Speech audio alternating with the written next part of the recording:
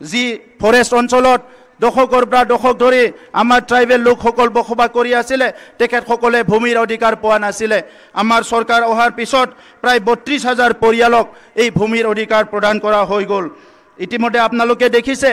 আমাৰ অঞ্চলত দৰিদ্ৰ সীমাৰেখাৰ তলত বহুত আজি পৰিয়াল আছে এই পৰিয়ালবিলাক থাকিবলৈ ভাল ঘৰ নাই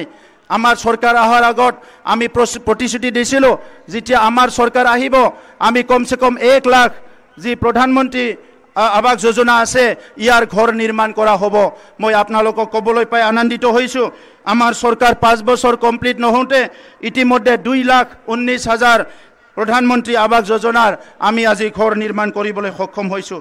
6 শিডিউল কাউন্সিলৰ অধীনত আমি আছোঁ উত্তৰ পূৰ্বাঞ্চল ভাৰতত প্ৰায় 10টা 6 শিডিউল কাউন্সিল আছে এই 6 শিডিউলবিলাক অধিক শক্তিশালী কৰাৰ কাৰণে 125th এমেণ্ডমেণ্ট 125তম যেটো সংবিধানৰ এমেণ্ডমেণ্ট ইয়াৰ কাৰণে আমি কাম কৰি আছোঁ আমি বহুত সময়ত দেখিবলৈ পাওঁ পৰ্যাপ্ত পৰিমাণৰ ধনৰ অভাৱত 6 শিডিউল কাউন্সিলবিলাক কাম কৰিব নোৱাৰে আজি ভাৰতবৰ্ষ আগুৱাই যাব লাগিলে ভাৰতৰ কেন্দ্ৰীয় চৰকাৰ ৰাজ্য চৰকাৰ কেন্দ্ৰীয় শাসিত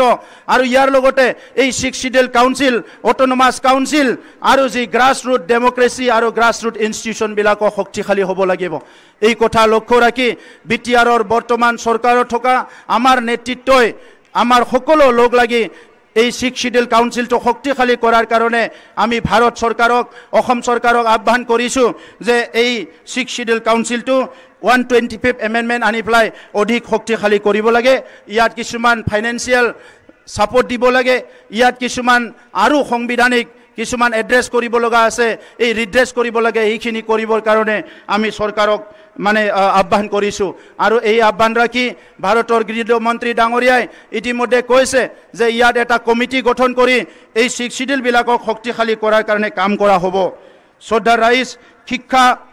এটা দেশ এটা অঞ্চল উন্নয়নৰ কাৰণে একমাত্ৰ পথটোহে হ'ল শিক্ষা এই শিক্ষাত আমি বহুত পিছ পৰি আছিলোঁ কিন্তু চৰকাৰ অহাৰ লগে লগে শিক্ষাৰ বিভিন্ন দিশবিলাক আমাৰ চৰকাৰে হাতত লৈ আজি বিটিআৰ অঞ্চলৰ শিক্ষা যথেষ্ট উন্নত হৈছে ইয়াত গুণগত শিক্ষাৰ কাৰণে আমি বিভিন্ন কাম কাজ হাতত লৈছোঁ কাৰিকৰী শিক্ষাৰ কাৰণে আমি বিভিন্ন প্ৰগ্ৰাম হাতত লৈছোঁ আৰু যুৱকসকলে যাতে এমপ্লয়মেণ্ট পাব পাৰে ইয়াৰ কাৰণে বহুতখিনি কাম আমি হাতত লৈছোঁ ইয়াৰ কাৰণে সিভিল সাৰ্ভিস অকল নিট বা জেই নহয় আমি তাৰ তলত যিসকল আছে যিসকলে ভালকে পঢ়িবলৈ সুযোগ পোৱা নাই যিসকলে 3rd গ্ৰেড 4th গ্ৰেড চাকৰি কৰিব যিসকলে বেংক ৰেলৱেত চাকৰি কৰিব যিসকলে ডিফেন্সত চাকৰি কৰিব সেই সকলৰ কাৰণেও এটা ইউথ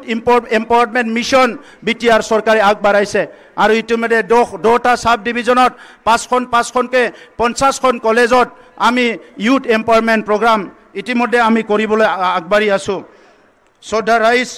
মই ক'বলৈ পাই খুকি হৈছোঁ যে যোৱা বছৰ আৰু তাৰ আগৰ বছৰত আমাৰ যি ল'ৰা ছোৱালীয়ে APSC দিছিলে বা নিট দিছিলে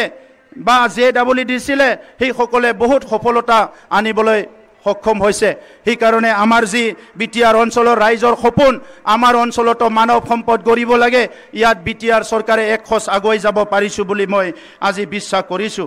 আপোনালোকে জানে বিজ্ঞান শিক্ষাটো অধিক গুৰুত্ব দিব লাগিব সেই কাৰণে বিটিআৰ চৰকাৰখনে বিজ্ঞানৰ শিক্ষকসকলক ট্ৰেনিং দিয়া বিজ্ঞানৰ ছাত্ৰ ছাত্ৰীৰ কাৰণে খুকিয়াকৈ ব্যৱস্থা লোৱা বিজ্ঞানৰ কাৰণে লেবৰেটৰী মোবাইল